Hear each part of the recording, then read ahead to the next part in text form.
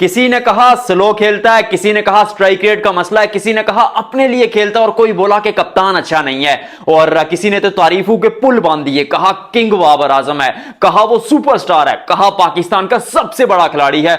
दोनों सूरतों में एक चीज पक्की थी कि नाम उसी खिलाड़ी का लिया गया। क्यों? समझा करें ना, नाम लेना पड़ता है, व्यूज उसी के चक्कर में आते हैं, दैट्स बाबर आजम। लेकिन हमने आपके सामने फैक्ट्स रखे और फिर वो बहुत सारी जो चर्चा बाबर आजम पर पिछले 2 साल में रही, खास तौर पर एक दफा सोचिए कि किस कंडीशन से गुजरे होंगे बाबर आजम जब रन्स नहीं बन रहे थे, और वो लोग जो आपके फैंस थे और वो लोग, वो कौम जिसने आपको सुपरस्टार बनाया था, वो आप पे तनकीद करना शुरू हो जाती है। और कुछ लोग बल्कि साबिक क्रिकेटर्स जो एक खबर के मुताबिक या एक तज्जिए के मुताबिक बाबर आजम से जलते थे कि भाई ये छोटा सा बच्चा जो है हमसे बड़ा सुपरस्टार कैसे बन गया, उस सारे चक्रव्यूह में ना बाबर आजम को इतना, वो सिंपल वर्ड्स में कहा जाता है, रगड़ा गया कि खिलाड़ी एक समय के लिए वो 30 साल 34 साल की उम्र में उसके बाल सफेद हो जाते हैं। ये चीज शायद ऑन रिकॉर्ड कहनी नहीं चाहिए क्योंकि एक जर्नलिस्ट को ये चीज शोभा नहीं देती, पर यह सच्चाई है कि बाबर आजम को ट्रोल किया गया और शायद उस हद से ज्यादा किया गया जितना बनता था।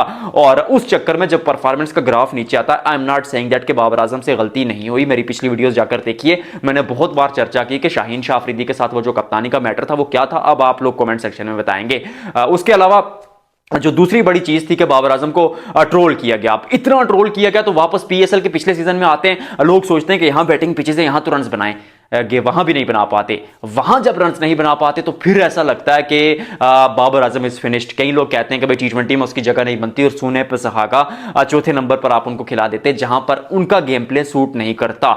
फिर वो बेहतर हाथों में गए जहां उनको इंजमाम उल हक और मिसबाह उल हक जैसे लोग मिले पेशावर ज़ल्मी में, जो उनका घर माना जाता है। बहुत बैक किया इस फ्रेंचाइज ने बाबर आजम को, और फिर पीएसएल 2026 में पहले मुकाबले में वो 140 के स्ट्राइक रेट से खेलते, दूसरे मुकाबले में कोशिश करते तेज खेलने की, और फिर उसके बाद वो 87 रन की बारी एक दफा फिर बाबर आजम को अपने कलर में लेकर आती है। और सबसे अच्छी बात यह होती है जब आप जीत रहे होते हैं तो तमाम चीजें सही तरफ जाती हुई आपको नजर आती हैं, और वही एक चीज पेशावर ज़ल्मी के साथ बाबर आजम को मिली, क्योंकि 4 में से 4 मुकाबले पेशावर ज़ल्मी की टीम जीती है, और ना सिर्फ जीती है बल्कि डोमिनेट करते हुए सामने वाली टीम को जीती है। और यही एक चीज जब एनवायरनमेंट अच्छा होता है तो आई रियली होप, इतनी बड़ी बात करने का मकसद यह था कि यही एक मौका है और दस्तूर भी कि बाबर आजम आए और दिखाएं कि कितना है उनमें दम। I am really happy for this guy personally, क्योंकि खिलाड़ी बहुत अच्छा है यार। वो गलतियां हुई, एक समय था कि वो थोड़ा जब पावर ज्यादा थी तो वो कहते हैं कि साईं पीछे तगड़े हो, तो फिर बंदा जो चाहता है वो करता है। तो वो उस टाइम पे था, मर्जी की पिच बनवा देते थे, यंगस्टर से कहते थे कि आपने प्रेस कॉन्फ्रेंस में ये कहना है, और फिर ये होता था सिलेक्टर्स को बता दिया जाता था कि भाई ये टीम बनाई जाएगी, पिच क्यूरेटर को बता दिया जाता था कि ऐसे जो है वो आप इस स्ट्रेंथ के अगेंस्ट जो है, यानी हमारी जो स्ट्रेंथ है बैटिंग, तो बैटिंग के हिसाब से पिच बनाएंगे। ड्रा करा दिया आपने जीते हुए मैच पिंडी में और कराची में, that is done and dusted. क्योंकि उसके बाद जब आपका थोड़ा वो एरा गया तो नौमान अली और साजिद खान ने आपको मैचेस जितवाए उन्हीं पिचेस पर। तो वो एक अलग डिबेट है। और शाहीन की स्टोरी भी जल्दी जल्दी सुना देता हूं कि बहुत बड़ी तगड़ी ये जो तिगड़ी थी बाबर रिजवान शाहीन, और मेरे खबरी के मुताबिक जब ये प्रेस कॉन्फ्रेंस में बात करते थे तो जो जूनियर खिलाड़ी थे वो ऐसे खड़े हो जाया करते थे, दैट वाज देयर पावर। फिर ऐसा होता था कि जो मतलब मैंने बता दिया कि टीम में बहुत पावर थी, कोई ढकी छुपी बात नहीं है, सबको पता है। फिर काकुल का कैंप था, अब शाहीन शाह अफरीदी और बाबर आजम में वो थोड़ी अनबन होती है, मसले वहां भी सॉर्ट आउट हो जाते हैं, मसला वहां भी हल हो जाता है। 23 के वर्ल्ड कप से जब आप वापस आते हैं ना, ये काकुल कैंप से पहले की बात है, बाबर आजम कैप्टनसी छोड़ देते हैं और कहते हैं कि मैं अपनी मर्जी से कैप्टनसी छोड़ रहा हूं। शाहीन को टी20 का कप्तान बनाया जाता है। एक सीरीज गुजरती है, खबरें फिर मार्केट में फैलाई जाती है कि रिजीम चेंज हो रही है, नया चेयरमैन आ रहा है, उसने वापस बाबर आजम को कप्तान बना दिया शाहीन की जगह। अभी खबरें थी, अफवाहें थी, शाहीन के पास भी पहुंची। शाहीन जाते बाबर के पास और कहते हैं कि बाबर साहब, ये जो आपकी कैप्टनसी की खबरें चल रही हैं, अगर आपको कैप्टनसी चाहिए तो मैं खुद छोड़ देता हूं, क्योंकि हम एक टीम की तरह खेलते हैं। बाबर ने कहा नहीं शाहीन साहब, मुझे कैप्टनसी नहीं चाहिए, आप कंटिन्यू करिए।